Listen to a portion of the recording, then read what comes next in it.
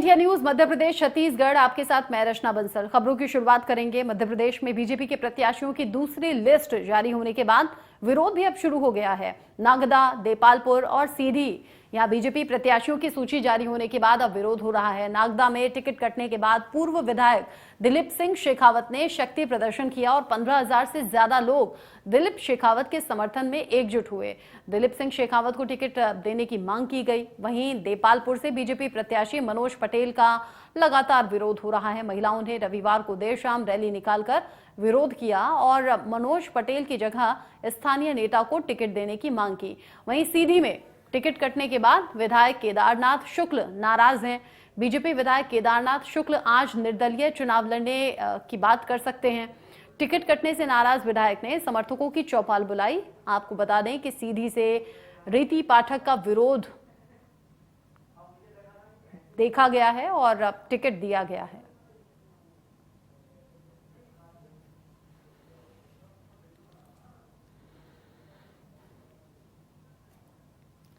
कुलभूषण इस खबर को लेकर ज्यादा अपडेट के साथ जुड़ गए हैं। कुलभूषण, जैसे जैसे चुनाव नजदीक आ रहा है वैसे वैसे तैयारियों को लेकर अंतिम रूप देना चाहिए था, तैयारियां तेज करनी चाहिए थी तैयारियों की, लेकिन यहां पर टिकट की लिस्ट जैसे ही सामने आ रही है वैसे ही विरोध शुरू हो गया है। ये बीजेपी के लिए सरदर्द नहीं है तो क्या है?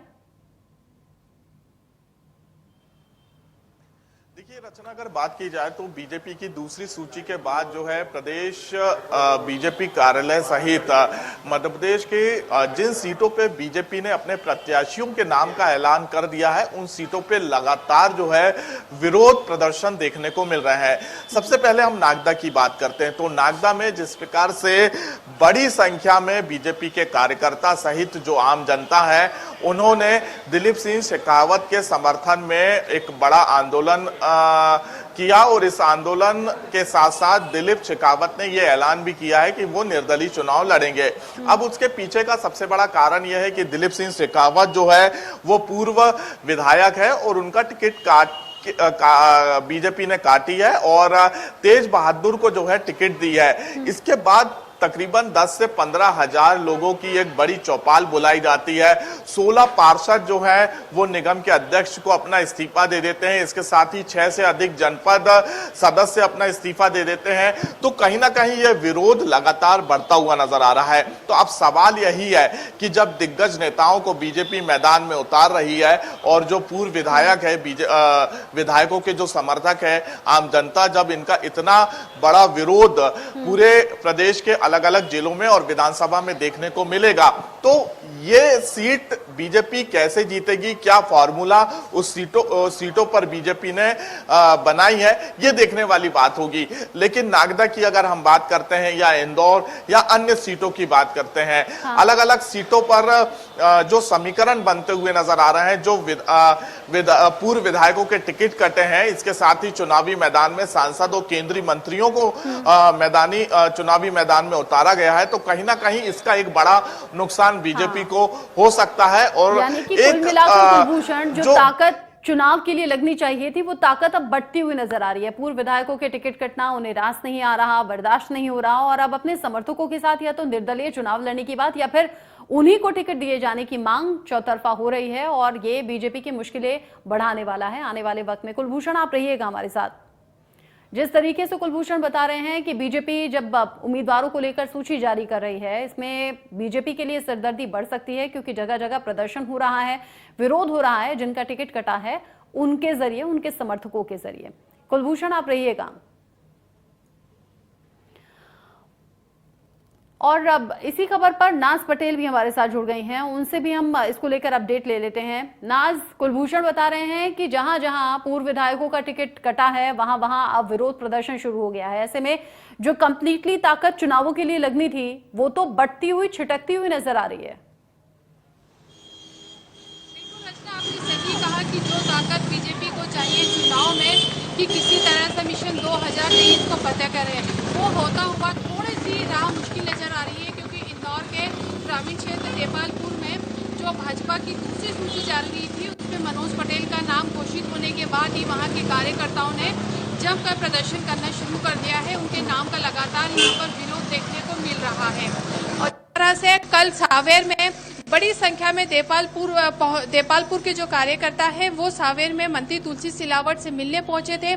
मंत्री तुलसी सिलावट के सामने उन्होंने अपना गुस्सा और रोष जाहिर किया था। वो नहीं चाहते कि देपालपुर से मनोज पटेल को टिकट जो दिया है भाजपा ने, उसके बजाय राजेंद्र चौधरी वहां की जो स्थानीय निवासी है उनको टिकट मिलना चाहिए। इसी के साथ एक बात और है रचना की महिलाएं भी अब मैदान में नजर आ रही है और मनोज पटेल का लगातार यहाँ पर विरोध देखने को मिल रहा है। सबसे बड़ी बात यह है कि भाजपा के सैकड़ों कार्यकर्ता जो है वो ही मनोज पटेल का विरोध कर रहे हैं। अगर ऐसे में कार्यकर्ता ही विरोध करेंगे तो आने वाले चुनाव में कहीं न कहीं भाजपा के लिए ग्रामीण क्षेत्र में जो है मुश्किलें काफी बढ़ जाएगी। लेकिन नाज बीच का रास्ता निकाला कैसे जाएगा? जिस ताकत का हम जिक्र कर रहे हैं कि सभी को मिलकर चुनाव लड़ना था, आने वाली तैयारियों को और ज्यादा पुख्ता करना था, मजबूत करना था, वो ताकत अगर बिखरेगी, आप कह रही हैं कि बीजेपी का जो कैंडिडेट है उसको लेकर ही बीजेपी खुश नहीं है, जो पूर्व विधायक का टिकट कटा है उसको लेकर ही विरोध शुरू हो गया है, ये सब कैसे मैनेज होगा? बीच का रास्ता कैसे निकाला जाएगा? बिल्कुल रचना, ये जो सारी जो बातें आपने कही है ये कहीं न कहीं इंदौर के जो वरिष्ठ नेता हैं, साथ ही जो आला कमान है बीजेपी के प्रदेश अध्यक्ष हैं वीडी शर्मा, ये सारी जो तमाम बातें हैं उन्हें समझना पड़ेगी। जो कार्यकर्ता लगातार विरोध कर रहे हैं उनको बिठाकर उनकी बातें उनको सुनना पहले सबसे बेहद जरूरी है कि आखिर क्यों मनोज पटेल को लेकर कार्यकर्ता इतना ज्यादा विरोध जता रहे हैं। तभी कहीं न कहीं राह आसान हो सकती है और बीजेपी के लिए जो कार्यकर्ता विरोध कर रहे हैं फिर वो एकजुट होकर काम करेंगे। अन्यथा अगर आला कमान ने कार्यकर्ताओं की बात नहीं सुनी और उन्हें अनसुना करा तो निश्चित ही कार्यकर्ता तो काम करेंगे नहीं, क्योंकि वो तो जो प्रत्याशी है उसका विरोध कर रहे हैं। और सबसे बड़ी जो समस्या है यहाँ पर वो भीतरघात की हो सकती है। बड़ी बात ये कि अलग अलग इलाकों में कौन कौन से नेता सक्रिय हैं, किनका फीडबैक बेहतर है, कौन वो बेहतर कैंडिडेट होगा जो कि वोट बैंक जुटा पाएगा, ये सभी बातें जब भी उम्मीदवारों की लिस्ट बनती है तो उसमें ध्यान रखी जाती है। क्या एमपी के बड़े चेहरों के जरिए उन चेहरों पर मंथन करके तब दिल्ली नहीं पहुंचाया गया? क्योंकि दिल्ली में तो बड़ी मीटिंग हुई जिसमें पीएम मोदी खुद मौजूद थे और राजस्थान, मध्य प्रदेश, छत्तीसगढ़, तीनों ही राज्यों के उम्मीदवारों को लेकर बात हुई है, मंथन हुआ है और वहीं से लिस्ट निकलकर सामने आ रही है। इसका मतलब क्या कमी एमपी बीजेपी के बड़े नेताओं के जरिए की गई है? बिल्कुल सही कहा आपने।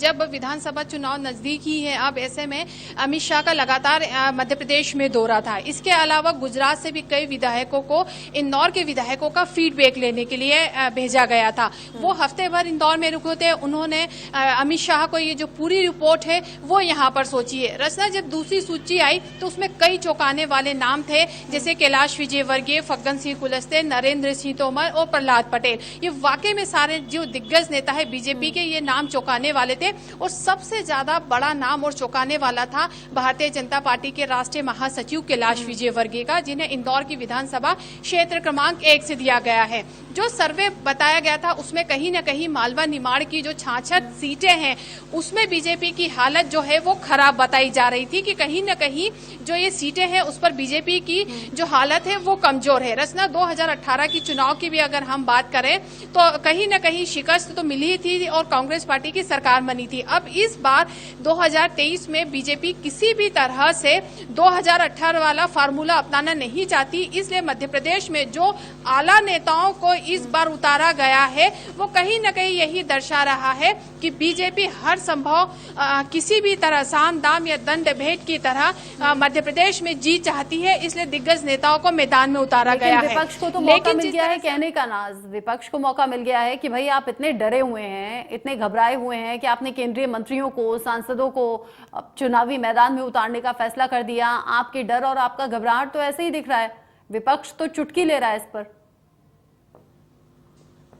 बिल्कुल सही कहा आपने। कांग्रेस के वरिष्ठ नेता लगातार बीजेपी की दूसरी सूची जारी होने के बाद लगातार हमलावर होती हुई नजर आ रही है और दिग्गज नेताओं को जो मैदान में उतारा है उसको लेकर लगातार कटाक्ष करती हुई नजर आ रही है। उनका यही कहना है कि आखिर क्या वजह रही कि बीजेपी को दिग्गज नेताओं को मैदान में उतारना पड़ा। सांसद है, पार्टी के इतने बड़े पदाधिकारी हैं, आज उन्हें मैदान में उतारना पड़ रहा है। अगर 18 साल के कामों की हम बात करें, बीजेपी बात करती है कि उसने मध्य प्रदेश में बेहतर विकास विकास काम करा है, महिलाओं के लिए काम करा है, तो विकास कार्य जनता को दिख रहा है, महिलाओं के लिए किए गए काम जनता को दिख रहे हैं। आखिर क्या वजह है कि जनता को इतने दिग्गज नेताओं को उतारना पड़ रहा है? उसके बाद भी कई जगह हम देख रहे हैं कि विरोध का सामना करना पड़ रहा है और बीजेपी के कार्यकर्ता ही कर रहे हैं। चाहे इंदौर की बात करें, हम सीधी की बात करें, हम नागौद की हम बात करें, तो लगातार यहाँ पर विरोध देखने को मिल रहा है। इंदौर में अभी प्रत्याशी कुछ सीटों पे घोषित नहीं हुए हैं, जो संभावनाएं जताई जा रही है नामों की,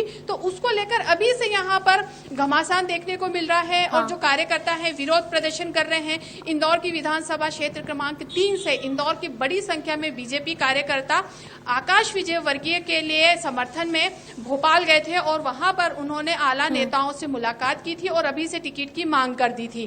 तो ये सारी चीजें बीजेपी के लिए कहीं ना कहीं एक तरह से ये देखने को मिल रहा है कि आखिर क्या वजह है कि क्या बीजेपी में, पार्टी में सब कुछ ठीक चल रहा है, जो कांग्रेस आरोप लगा रही है सब कुछ ठीक नहीं है, इसीलिए तो विपक्ष चुटकी ले रहा है और इसीलिए फिर किरकिरी हो रही है चुनावी तैयारियों को लेकर भी। नाज, बहुत शुक्रिया आपका। सचेंद्र मिश्रा भी हमारे साथ जुड़ गए हैं इस खबर को लेकर, उनसे भी अपडेट ले लेते हैं। सचेंद्र, चूंकि आप लोग फील्ड में रहते हैं, लगातार लोगों से बातचीत होती है, कुलभूषण से मेरी बात हो रही थी, नाज से मेरी बात हो रही थी, बीजेपी आला कमान और खुद मध्य प्रदेश बीजेपी के बड़े चेहरे कोई गुंजाइश चुनावों को लेकर नहीं छोड़ना चाहते, लेकिन जैसे ही उम्मीदवारों की लिस्ट सामने आ गई, विरोध शुरू हो गया, पार्टी में गुटबाजी की खबरें, पार्टी में कलह की खबरें सामने आ गई। जो आम लोग हैं जिनके बीच में आप लोग रहते हैं, वो किस तरीके से देख रहे हैं इन खबरों को? क्योंकि सीधी विधायक केदारनाथ शुक्ला ने आज पूरे जिले से जिस तरीके से जन चौपाल बुलाई थी, कोने कोने से जन चौपाल आई थी, जन चौपाल को देखने के बाद आज मुख्य रूप से जो सामने स्थितियां उभर के आई है वो सिर्फ सचिन, आप लोगों से बात कर लें, सीधा लोगों से बात कर लें। आप गुस्सा दिखाई दी है, लोगों में स्पष्ट रूप से गुस्सा दिखाई दी है। और सीधी विधायक केदारनाथ शुक्ला ने जो लोगों को संबोधित किया है आज, तो उन्होंने न्याय पंचायत का ऐलान किया है। आज उन्होंने स्पष्ट रूप से यह संकेत नहीं दिए हैं कि किस तरीके से हम फील्ड में उतरेंगे। उन्होंने जो जनता को संबोधित किया है, आज कोने कोने से जनमानस आया था, तो उन्होंने स्पष्ट रूप से यह संकेत दिया है कि हमारे साथ जो अन्याय हुआ है। उन्होंने आज शुरुआत गांधी जी की प्रतिमा के माल्यार्पण से शुरुआत की, फिर भीमराव अंबेडकर की प्रतिमा का उन्होंने माल्यार्पण किया। यहाँ पे जहाँ पे हम इस वक्त मौजूद है कि दीनदयाल परिषद है, कैमरा पर्सन राजेश को कहना चाहूंगा वो दीनदयाल की प्रतिमा हमको दिखाई दे रही है। यहाँ पे अभी केदारनाथ शुक्ला ने दीनदयाल जी की प्रतिमा को उन्होंने माल्यार्पण किया है और माल्यार्पण करने के बाद जो है तो उन्होंने आज जो यहाँ पे जन सेनाओं को संबोधित किया है, तो उन्होंने कहा कि मेरे साथ अन्याय है, हम असली भाजपाई हैं और हम भाजपाई हैं, इसलिए कोई दो राय नहीं है और हमने सीधी के विकास के लिए काम किया है। तो देखिए हमारे साथ ये जो उनके समर्थक भी इधर दिखाई दे रहे हैं, तो समर्थकों से ही सचिन, लोगों से बात करें, ज्यादा से ज्यादा लोगों के रिएक्शन पहुंचाएं दर्शकों तक। बिल्कुल रचना, हम भी वही समझ रहे हैं। उनके जो यहाँ पे समर्थक आए हुए थे, गांव-गांव से जन से लोग, जो दूर से लोग आए थे, कि हमारे साथ दिखाई दे रहे हैं, तो उनसे भी जानना मुनासिब होकर उनसे जानते हैं कैसे आना हुआ यहाँ। विधायक जी के समर्थन में आए हैं। कैसे? विधायक जी को जिताना है, यहाँ से विधायक जी को विधायक बनाना है। भारतीय जनता पार्टी ने जो अन्याय किया है विधायक जी के साथ, वो बहुत बड़ा अन्याय है। यहाँ सिर्फ विधायक जी केदारनाथ शुक्ला। सर, मैं ये कहना चाहूँगा, मैं सीधी विधानसभा 77 से आता हूँ। भारतीय जनता पार्टी ने जो अन्याय किया है विधायक जी के साथ में, फोटो छाप नेताओं को जो टिकट दे दिया है, मुझे पता नहीं किस देश में उन्होंने टिकट दिया है, किस कारण उनको टिकट मिल गया है। ये तो आप गलत कर रहे हैं। फोटो छाप कैसे? वो तो जिले की सांसद है, इस तरीके से आपका बयान इस तरीके से शोभा नहीं देता। नहीं, मेरा कहने का मतलब है मोबाइल फेसबुक के अलावा कहीं उनका कोई जमीनी विकास तो है नहीं। मैंने जमीनी विकास नेता के लिए चुना हुआ, चुनता रहूंगा। मैं सीधी विधायक जी के साथ में हूँ, पूरी सीधी विधानसभा 77 उनके साथ में है और हम लोग जनमानस इकट्ठे। सचिन, समझ में आ रहा है कि लोगों की नाराजगी बहुत ज्यादा है और ये नाराजगी आने वाले चुनावों में सरदर्द बीजेपी का बढ़ा सकती है। अभी के लिए आपका बहुत शुक्रिया।